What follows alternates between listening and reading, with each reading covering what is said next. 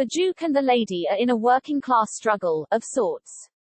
A legal skirmish over whether Britain still has a working class has pitted Lady Porter, Conservative leader of the Westminster City Council and an heiress to the Tesco supermarket fortune, against the Duke of Westminster, the nation's wealthiest man.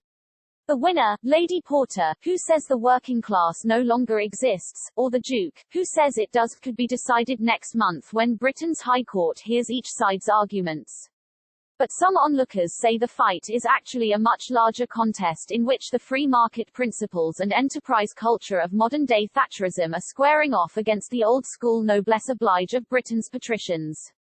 The trouble began 3 years ago when Lady Porter and the Conservative-dominated council decided to sell some of the apartments on the open market.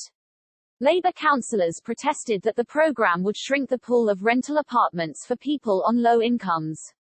They also asserted that the Conservatives were trying to drive out the working class, which would be more likely to vote Labour.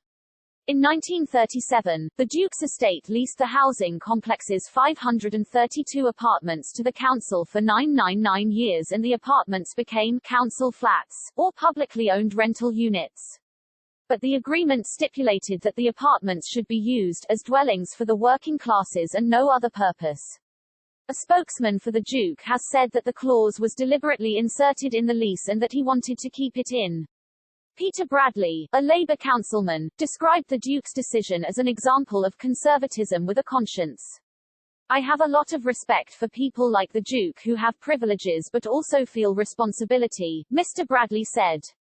"It is paternalistic and outdated, but Thatcherites like Lady Porter believe markets should determine how people should live, the trickle-down theory which doesn't work."